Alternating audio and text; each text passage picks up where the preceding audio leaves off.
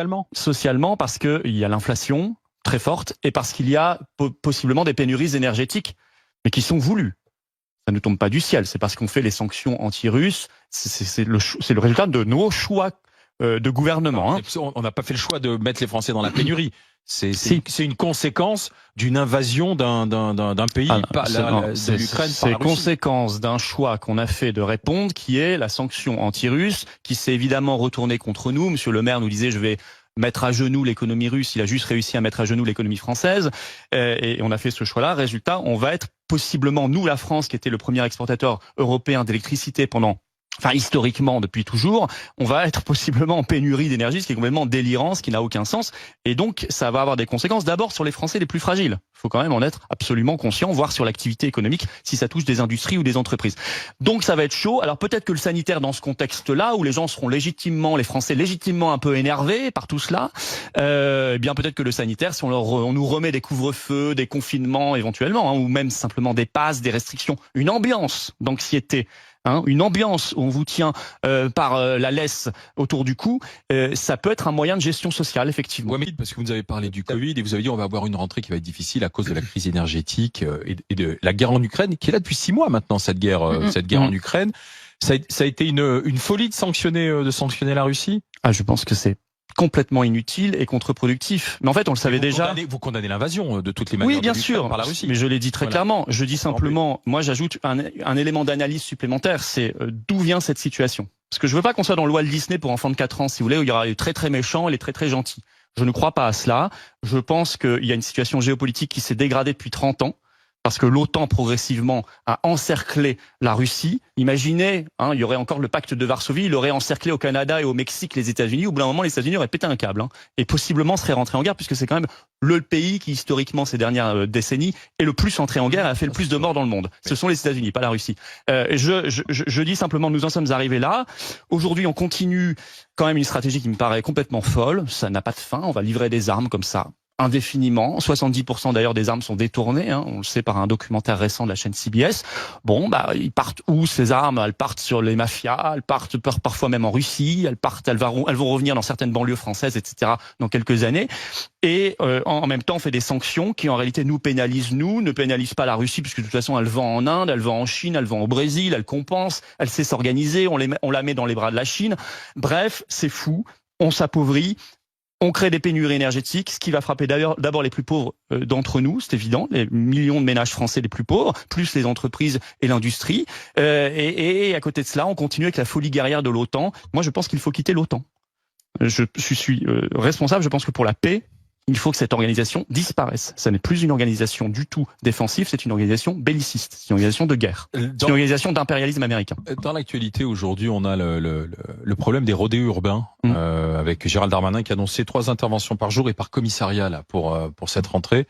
Vous y croyez à ces muscles, cette démonstration policière? C'est un peu un marronnier de l'été, les rodéos urbains, on en parle. Il y en a toujours eu. Ouais, il y en a probablement de plus en plus, mais je sais pas, Monsieur Darmanin a tellement l'habitude de tweeter et de parler qu'on ne sait plus quand est-ce qu'il parle dans le vide ou quand est-ce qu'il parle pour vraiment faire des choses derrière. Il faut être intransigeant avec ça, c'est insupportable. D'abord, c'est hyper dangereux, il y a des morts, il y a des enfants récemment qui sont morts ou gravement blessés. C'est extrêmement pénible pour le voisinage, c'est insupportable.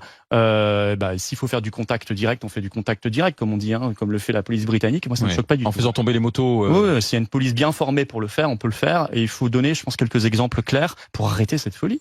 Des exemples clairs, moi j'en ai donné un ce matin. Mon frère s'est pris une moto dans la tête quand il était petit parce que sur une course-poursuite. Donc il y a aussi des victimes collatérales qui peuvent aussi mourir ou être très gravement blessées. Et il faut attaquer l'État comme le fait l'avocat pour inaction. Pourquoi pas? Je suis pas hyper favorable, si vous voulez, aux actions judiciaires en matière politique, en matière, je veux dire, pour être très précis, en matière d'action gouvernementale. Je pense que quand il y a des gens qui sont victimes, elles doivent le faire. Il est normal qu'il y ait des procès, qu'il y ait des responsables. Les ministres peuvent être responsables et coupables. Ils le sont souvent et pas assez condamnés. Mais je pense que si on veut qu'une politique publique avance, l'action des tribunaux ne suffit pas. Ça doit être une volonté politique. C'est le citoyen français qui a l'arme dans sa main. Ça s'appelle le bulletin de vote, la mobilisation, la manifestation. Enfin, il y a plein de choses différentes. Il n'y a pas que le vote. Pour faire savoir qu'il en a marre et qu'il a envie que ça bouge. Justement, là-dessus, Monsieur Philippot, est-ce que vous ne vous sentez pas un peu écarté, justement, quand on voit comme le RN a pris beaucoup d'importance, ils ont un groupe parlementaire qui est extrêmement élevé. Vous les avez quittés il y a quand même plusieurs années. 5 ans. Vous sentez pas, vous, un peu cornérisé et complètement seul, en fait, au final? Parce que quand vous dites le bulletin de vote, aujourd'hui, vous paraissez un peu seul. Écoutez, moi j'ai toujours considéré que la politique, je suis parti parce que le RN en 2017 a renoncé au Frexit, à la sortie de l'Union européenne. C'est clair. Depuis, ils ont renoncé de plus en plus. Bon, résultat, la politique, c'est quoi? Soit un choix de conviction. On se bat pour ses convictions et je le fais pas seul. On a 40 000 adhérents aux Patriotes, plus que le RN. Hein. On fait des manifestations encore samedi 3 septembre. On se donne rendez-vous à Paris, place de la Bourse à 14h pour information, pour un rendez-vous de la résistance et on va être extraordinairement nombreux. Le RN ou n'importe quel autre parti politique n'est pas capable de mettre autant de monde dans la rue. Donc je suis tout sauf seul, mais c'est vrai que je fais un choix de conviction. Moi, quand je dis qu'il faut sortir de l'OTAN, il faut sortir de l'Union européenne, j'y crois et je pense que c'est indispensable pour que notre pays sorte de la catastrophe. Le RN à 89 députés, c'est bien, tant mieux pour eux, mais ils servent à quoi? Au bout d'un moment, on verra. Hein. Ils viennent d'arriver. Oui, mais là, ils ont eu un mois et demi. Ils ont eu un mois et demi. Ils vont voter avec le gouvernement. Qu'est-ce qu'ils ont bloqué chez Macron? Qu'est-ce qu'ils ont fait avancer comme idée? Sur le pouvoir d'achat, ils ont validé la logique des petits chèques, etc. Tant mieux, les gens préfèrent avoir le chèque dans la poche que pas l'avoir, je peux parfaitement le comprendre. On est tous pareils.